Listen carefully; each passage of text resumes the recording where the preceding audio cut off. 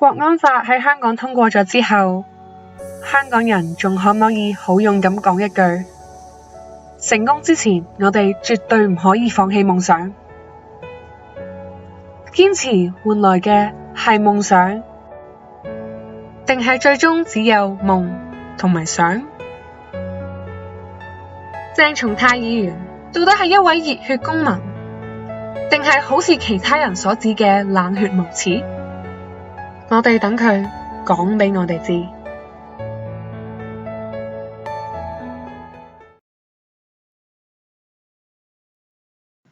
So first of all, we want to know why Dr. Cheng became a legislative council member in 2016. In 2016, we plan to launch a campaign, what we called the de facto referendum on constitutional reform, so that we thought that is the only way to prolong Hong Kong. That's why our campaign or our slogan was about prolong Hong Kong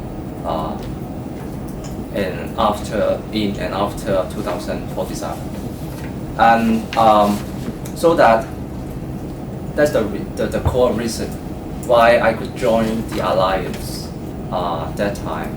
And unfortunately, I was the only survivor for the whole alliance, so that I'm here.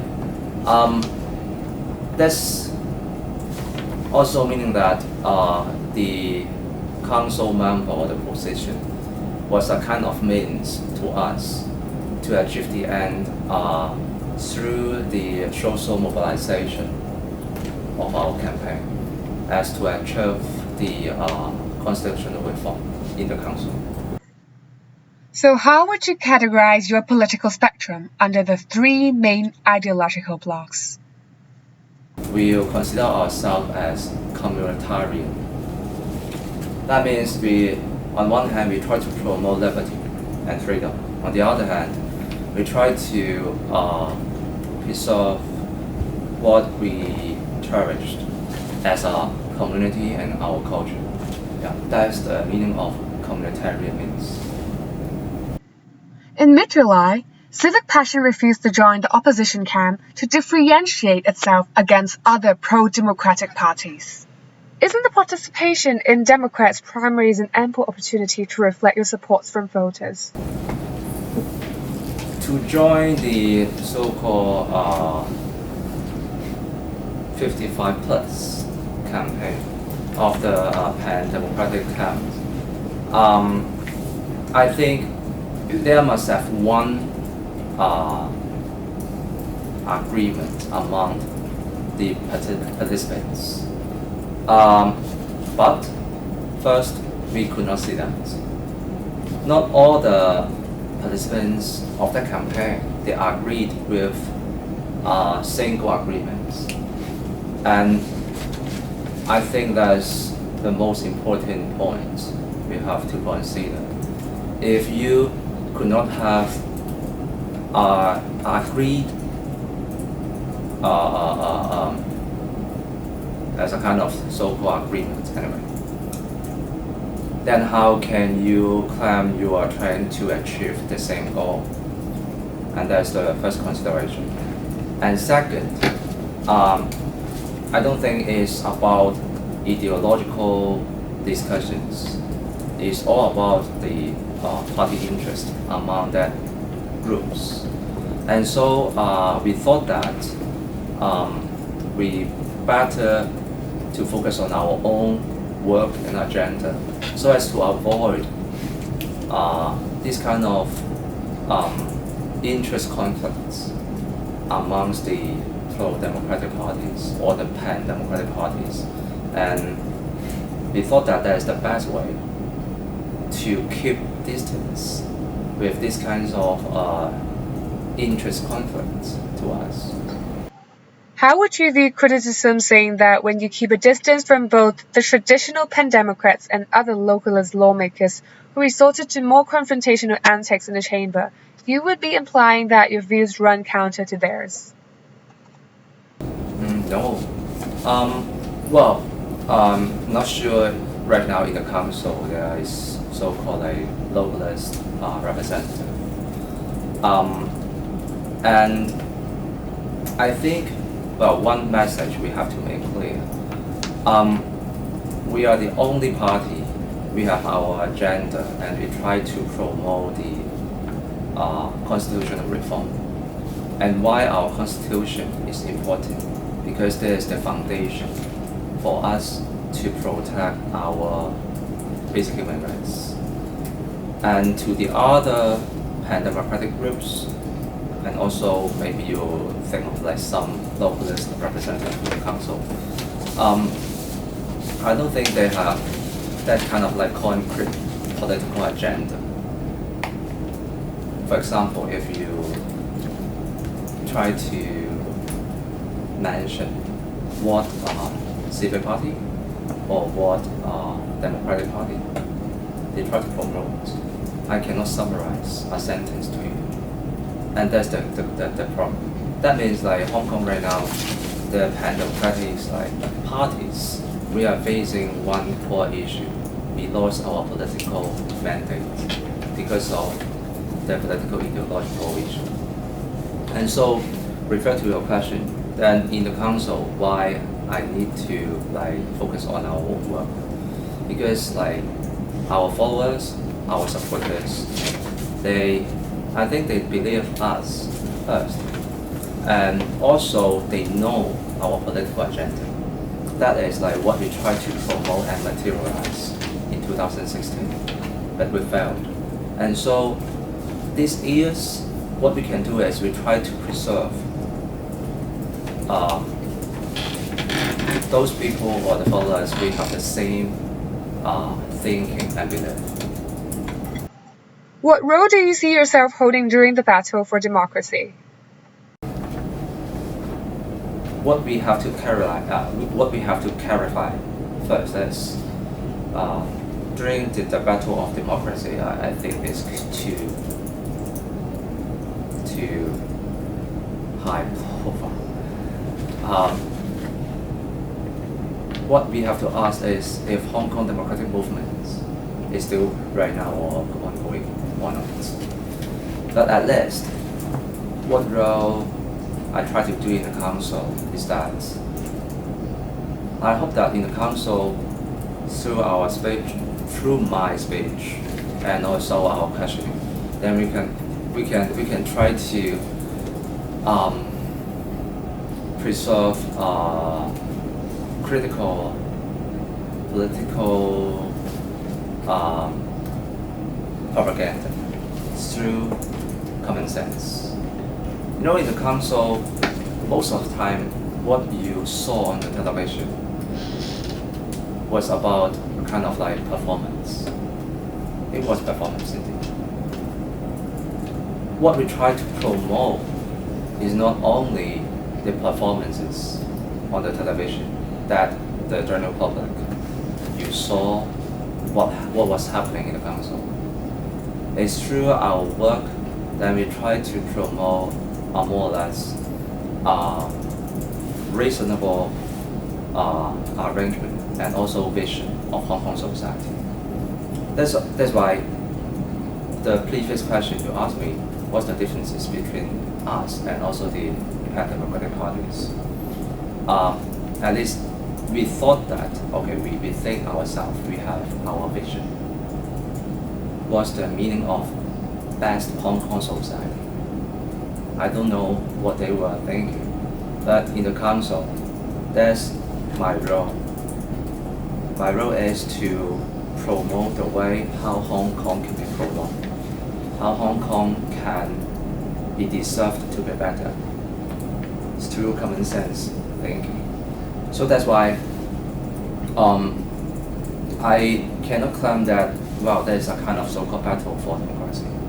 But I would say like there's a battle for rational thinking and discussion of Hong Kong society. Do you think being a legislative council member would hinder your pursuit in democracy? Yes, of course. One, the electoral election is for sure the most important platform for social mobilization. Because one election for 4 years, and then most of the people there will focus on that election, and all the mainstream media, they will focus on like what's happening, what are going to happen during like 3 months. So that's why there's for sure a platform for promoting political agenda and propaganda. And second, the council. The elected council has the constitutional function. Although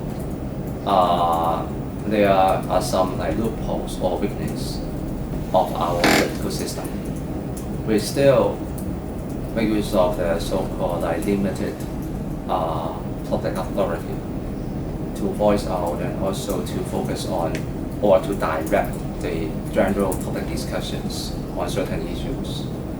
And that's the 2 points maybe of the electoral council, the function of the electoral council.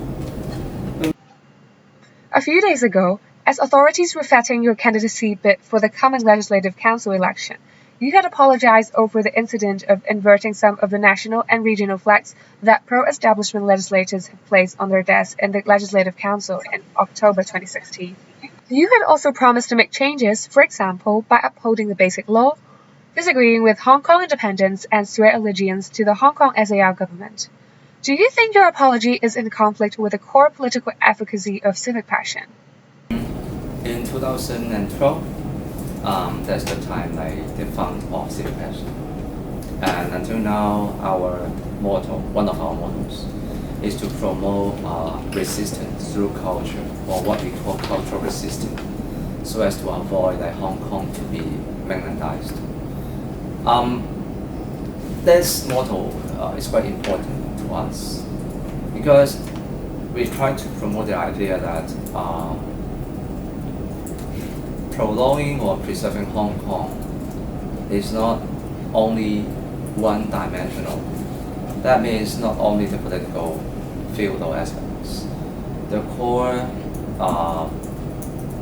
battlefield is on culture. What you asked me, well, I was like guilty of that, like to national or regional flags, or that kind of that instinct.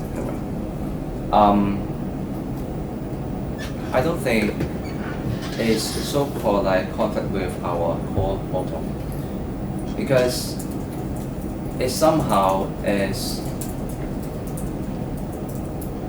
happened in Hong Kong.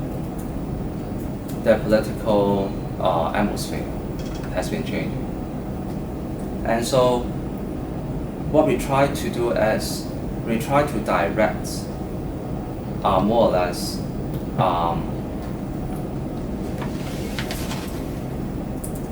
pragmatic and also realistic strategy to preserve what we try to promote during this hard time. That's why, yes, I admitted that incident is a kind of like so-called guilty in the present time. Okay, especially after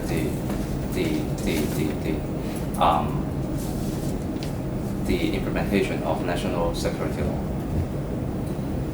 But I don't think it's somehow conflict with our core political advocacy. As just I mentioned, it's not only one aspect or one dimensional. What we try to preserve is Hong Kong culture. And that part, not only what happened in the council, is what Hong Kong society or Hong Kong people really try to uphold, we try to promote. What have you achieved during your term dates as a Legislative Council member? I don't think like promoting like so-called culture, or especially like in this time, can be achieved in 4 years. And also, it's not only, I don't think it's the only goal for the electoral council.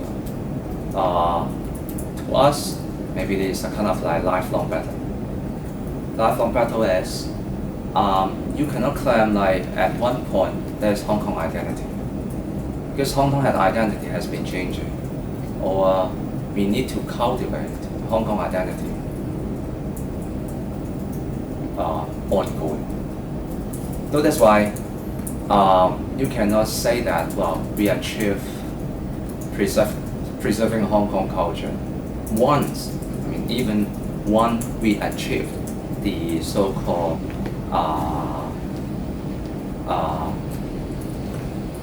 referendum, or we achieved the so-called direct election of the council, you won't claim that way, because culture itself is floating. You need to cultivate culture for more than years. That's why I would say that, well, I cannot achieve that as a electoral member in these 4 years, because fundamentally you cannot achieve Hong Kong identity for 4 years. 3 pro-democracy lawmakers were rejected from Hong Kong's legislative chamber in the morning of 18th of May, disrupting the start of the second day of debate on a contentious bill that would criminalize insulting or abusing the Chinese national anthem. Other pro-democracy lawmakers surrounded Ray Chan, for instance, who then hid under a table as security officers tried to remove him. What was your rationalization when you held your peace at the moment of heat? If you try to pick up one incident or one moment to discuss, then I don't think as somehow significant in that sense. Or we try to understand the function or meaning of electoral council in this way. First, if disrupting or if so-called council resistant, okay, or resistant inside the council, was that powerful, or was that meaningful? Then the question is, why the protectors they could break the council last year, or if this is that powerful and important, and that's why throughout the past 8 years at least, then why we could not do that in the council? To me, this time in the council, you have to face a reality. The council somehow has only one significant meaning left. That's to quote unquote gain a relatively political capacity or capitals. That is the only pragmatic advantage to get a seat in the council. And with that capacity, then how you can expand your influences, that's another point. So that in the council, okay, the pan-democratic members, they did their work. Well, I appreciate it. To our account, then okay, we have our own thinking. So that that is, and at least I think before we try to understand that single event, we have to think about if that's that important of that moment, then why the protectors they could properly block the electoral council. I mean, what happened last year was quite the symbolic meaning of that incident, looking in the council, is too important. But the general public and even the pan-democratic members, they will somehow just neglect that. That's that moment the people they refused to be represented by their council. That means if we failed, the council has the legitimacy, representativeness, and also credibility to represent that, so that they broke it. But then, how after that is it? We can still ongoing to do. Okay, what's going to do in the council? So that if you look from that angle, then I would say, I'm sorry, it's a kind of performance.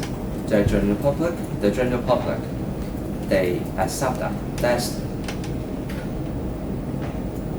their choice. To us, then I'll promote and other insights to our supporters and followers. And that's the way how we can preserve a more well-balanced of the society. Hong Kong's legislature passed a contentious national anthem bill on 4th of June, outlawing insults against March of the Volunteers, despite attempts by opposition lawmakers to disrupt proceedings.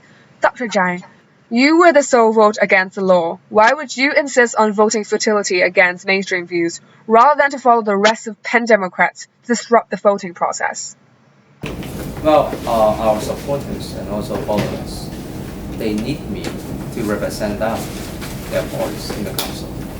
And that's why that's the basic point to vote against the bill. And I don't know, but if we try to look back the history in future, the official record was only one vote against the bill. That's sad of the council. I mean, disrupting the meetings was one hand, but I don't think there's another so-called. I just can't think of any reasons why they did not vote.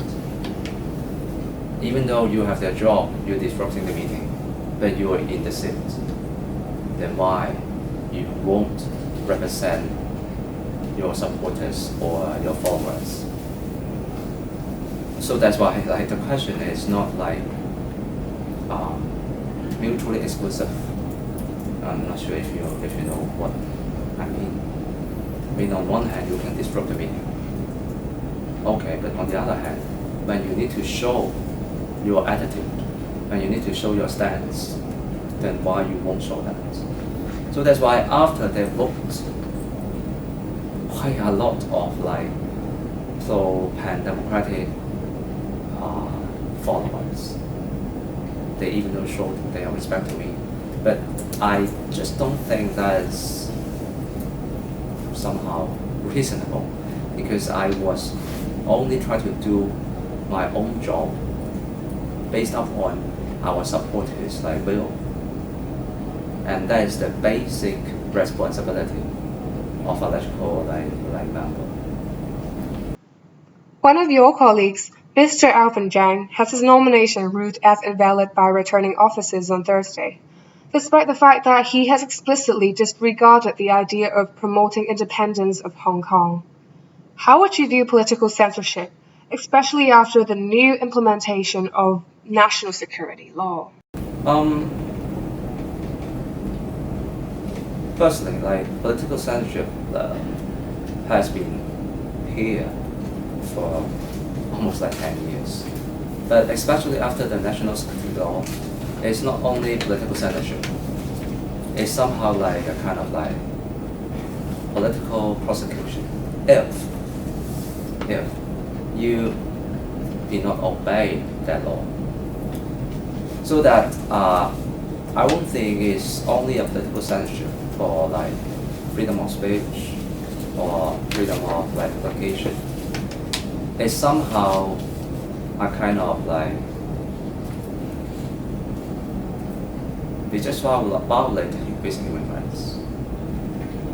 But the core problem is our constitution, this book, cannot protect our basic human rights. And so that's why in 2016, we need to rewrite that by the Hong Kong people. And we failed. And so, I mean, like for the coming years, that situation or that instance could be happened. I mean, could be happened for, I would say, like 10 years or 20 years until something happened, but we just don't know. But you still need to have the belief in democracy. That's all. You and some other academics and scholars, including Mr. Xu Kao-chen, Mr. Chin Wan-kan, and Mr. Tai Yu-ting, all have your appointments terminated by universities and relevant authorities beyond the universities through its agents. Do you think it is indefeasible that political affairs interfere with the education institutions of Hong Kong? I think like academic freedom of the like high school or Hong Kong academic institutions is a kind of illusion or myth. You know, before these few years, why we claim that like we could have a kind of like academic freedom of the universities? It's just because we still have some, I would say, I think I'll find a word in English. Aptitude in French. There's a concept in sociology. It's a kind of like practice and ritual. I mean, in the past, the university or the professors, they still uphold the practice and rituals before the colonial time. But after that, that kind of ritual and practice has been changed because of like several reasons. And so, political freedom, like in Hong Kong, is a myth. Do you agree on Mr. Tai Yu-ting's view that the implementation of national security law marks the end of academic freedom and has also accelerated the advancement of the idea of one country, one system in the territory of Hong Kong? He's correct, his comments. But I'm sorry, it's too late to say this. At current stage, what are your words of wisdom for us? Firstly, if you have the insights, then we need to think about if Hong Kong is the Hong Kong island, this piece of Hong Kong. I mean, to the Hong Kongers, most of the general public, most of us, we tend to think that Hong Kong is what the place we live in this boundary. But somehow, like what we learn from history, Hong Kong could be no longer here. But if it can be somewhere else, that's the first question we have to think. I mean, this question had been raised during the return. I mean, especially like the negotiation of like Sino-British agreements. But at the same time, we need to think about that. And second, that we need to think about how you can be a Hong Konger.